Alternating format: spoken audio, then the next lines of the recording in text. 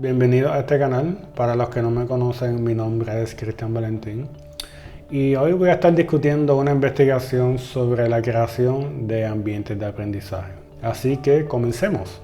Primero vamos a iniciar con una breve introducción, seguido con la justificación. La justificación es para explicar por qué y para qué se hizo la investigación. Seguido vamos a entrar con la metodología, que es la forma en cómo se hizo la investigación. Luego con los resultados del estudio y finalmente con las implicaciones, las limitaciones y la conclusión del estudio. Ok, este es el título de la investigación, el cual se titula Una comparación de un entorno de aprendizaje mixto. Vamos a estar explicando eso, qué significa aprendizaje mixto, y un entorno de aprendizaje tradicional. Se ve afectado el rendimiento y el interés de los estudiantes. Esto fue por Julian Osborne y esto se publicó como una tesis doctoral para la Universidad de Wilmington en Delaware. Y eso fue para el 2013. Aquí tenemos un screenshot de la tesis, de la portada de la tesis. Como pueden ver, hay una palabra, dos palabras en un círculo rojo que se llama Blended Learning. Eso es lo que significa aprendizaje mixto. Ese es el concepto original en inglés. Y ese va a ser el método que se va a estar enfatizando en este estudio. Ok, aquí tenemos el objetivo de la investigación. ¿Cuál es el objetivo de la investigación? Es comparar el ambiente de enseñanza semipresencial, que lo que eso significa es que es en línea y presencial, con el ambiente tradicional. O sea, así se ve el estudio. Tenemos el grupo 1, que va a tomar la clase en línea en la mitad de una semana, y la otra mitad la va a tomar presencial. El grupo 2 solamente va a tomar el curso en el salón de clase. El objetivo de esto es para conocer el logro y el interés de los estudiantes. Por ende, aquí tenemos dos variables y por dicha razón se van a utilizar dos instrumentos distintos que los vamos a estar discutiendo más adelante, los cuales se van a dirigir a medir estas dos variables independientemente.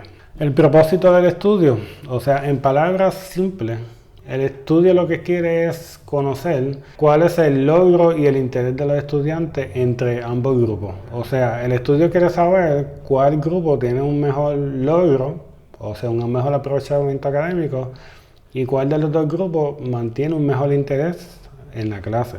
El tradicional o el que toma la clase en línea y en el salón de clase. La justificación por qué y para qué se hizo este estudio. En el primer capítulo la autora se dedica a establecer por qué ella decide hacer esta investigación. Y ella hace esto explicando lo que son las diferentes generaciones. Existen muchas generaciones, como ya ustedes deben saber. Tenemos los baby boomers, tenemos lo que le llaman los millennials, y ahora tenemos lo que se llama la generación Z. Y el argumento principal de la autora es que cada generación tiene diferentes esquemas mentales, o sea, tiene diferentes patrones de pensamiento. ¿Y qué significa esto? Lo que esto significa es que como cada generación tiene diferentes patrones de pensamiento y procesa la información de una forma distinta, por ende, esto justifica que entonces cada generación aprende de una forma distinta.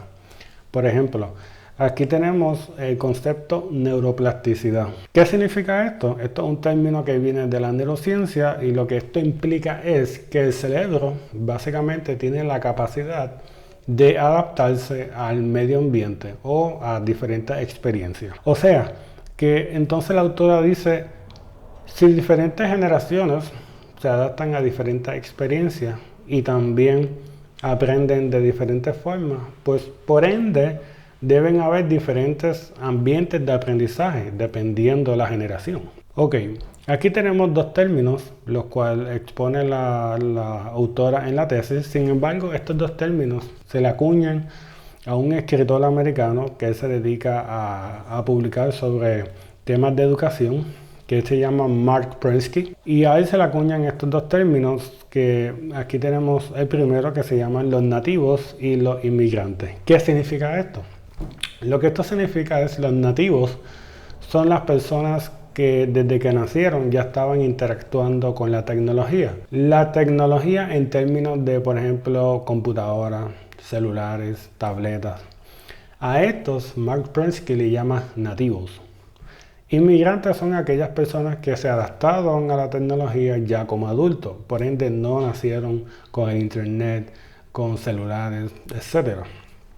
¿Y cuál es la pertinencia de este argumento? Pues como bien mencioné, el autor expone que si diferentes generaciones tienen diferentes patrones mentales, esto conlleva a asumir que también cuentan con distintos tipos de aprendizaje. Por ende, sería irracional asumir que sería importante tener diferentes ambientes de aprendizaje. Ok, vamos a entrar en lo que es la metodología. La población son los estudiantes de sexto grado de la escuela secundaria de Delaware. Y la muestra, el grupo 1 fueron 92 estudiantes y el grupo 2 fueron 89 estudiantes. Ok, aquí tenemos los instrumentos que se utilizaron. El primer instrumento se dirige a medir la variable del logro académico. Algo importante es que este primer instrumento solamente se dirige a medir el logro académico, pero en la materia de matemáticas. Por ende, ya con este detalle sabemos que el estudio no se puede generalizar en todas las materias, sino en qué, en el logro académico en la materia de matemáticas. La segunda variable se mide con el instrumento que tenemos aquí que se llama Perceived Interest Survey. O sea, es otro cuestionario que este es el que se va a utilizar para medir la variable de interés, y algo importante es que estos instrumentos se utilizaron en los dos grupos. Aquí tenemos el diseño del estudio. Para los que ya tomaron el curso de investigación y estadística ya deben conocer que este diseño se le conoce como el diseño experimental o el diseño de Salomón. Ok, aquí podemos ver que tenemos dos grupos y que a ambos grupos se le administró una preprueba. Sin embargo, en el primer grupo podemos ver que hay una variable independiente. Esa X que ven en el medio es la variable independiente. Luego se le administró una postprueba a ambos grupos. Sin embargo, como pueden ver, el segundo grupo no tiene la variable independiente. ¿Por qué? Porque ese grupo solamente tuvo la clase en el ambiente tradicional. Por ende, no tiene una variable independiente. Ok, resumir los resultados en 3 puntos fundamentales. En el primer punto, lo podemos resumir que el rendimiento de los estudiantes no aumentó cuando estos se encontraban en el ambiente mixto. O sea que no hubo un aumento y tampoco hubo una puntuación más baja en los estudiantes que tomaron la clase en el ambiente mixto en comparación con el tradicional. El segundo punto es que tampoco se encontró una diferencia significativa entre el logro y el interés entre ambos ambientes. Sin embargo, sí hubo una diferencia significativa en la variable de atención. El grupo tradicional, o sea, el grupo 2, que fue el que tomó la clase en el ambiente tradicional, tuvo un aumento significativo en la atención de los estudiantes. Aquí tenemos un resumen de los resultados. En la variable de rendimiento académico no hubo diferencia. Entre el logro y el interés tampoco hubo diferencia. Sin embargo, en la atención de los estudiantes sí hubo una diferencia. ¿En cuál? Pues los estudiantes que tomaron la clase solamente en el ambiente tradicional tuvieron un mayor puntuaje. Esto que ven entre paréntesis en itálico es en mi opinión. Yo doy la sugerencia de que lo más posible este grupo tuvo más atención de los estudiantes, porque como estaban en el salón de clase con el maestro, pues yo entiendo que obviamente los estudiantes van a prestar más atención. ¿Por qué? Porque lo más posible cuando estás detrás de una computadora no vas a prestar la misma atención, porque el estudiante puede apagar la cámara y no se sabe lo que el estudiante está haciendo. Ok, las implicaciones y limitaciones del estudio. El ambiente mixto mostró mantener funcionalidad de igual manera que el ambiente tradicional. Otra limitación es que solamente se enfocó en la materia de las matemáticas, por ende no se puede generalizar en todas las materias, y yo entiendo que esto pudo haber tenido una relación con el interés de los estudiantes. La otra limitación que yo entiendo que es sumamente importante es que para ambos grupos se utilizaron diferentes educadores. Por ende, yo entiendo que si tú quieres medir el interés y el logro de los estudiantes, tienes que utilizar el mismo profesor.